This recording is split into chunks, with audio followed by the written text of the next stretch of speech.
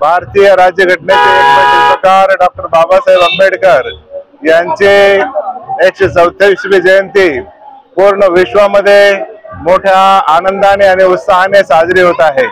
सर्व भारतवासियांना मी सर्वप्रथम डॉक्टर बाबासाहेब आंबेडकर यांच्या जयंतीच्या अनेक अशा हार्दिक शुभेच्छा देतो आणि सर्व भारतवासियांना सांगू इच्छितो की आपण सर्वांनी एका दिलाने या निळ्या झेंड्याखाली यावं आणि बाबासाहेबांचं स्वप्न जे आहे ते साकार करावं। समता, स्वातंत्र्य, बंधुता, न्याय, हक्क हे जे बाबासाहेबांनी मूलतत्व आपल्याला दिलेले आहेत त्यासाठी आपण एक संघ व्हावं आणि बाबासाहेबांच्या नावाला साजेल असं ही बाबासाहेबांची 134वी जयंती मोठ्या उत्साहाने साजरी करावी। तिथे कुठेही गालबोट लागू नये आणि शिस्तीमध्ये आज सकाळपासूनच या औरंगाबाद शहरामधील छत्रपती संभाजीनगर मध्ये बलकट गेट येथे बाबासाहेब आंबेडकरांच्या पुतळ्याला आम्ही अभिवादन केलेलं आहे, वंदन केलेलं आहे। सकाळपासूनच कार्यक्रम सुरू आहेत। भारतीय दलित पॅंथरच्या वतीने आंबेडकर नगर येथे मिठाई वाटप झालेले आहे, शालेय साहित्य वाटप करण्यात आलेलं आहे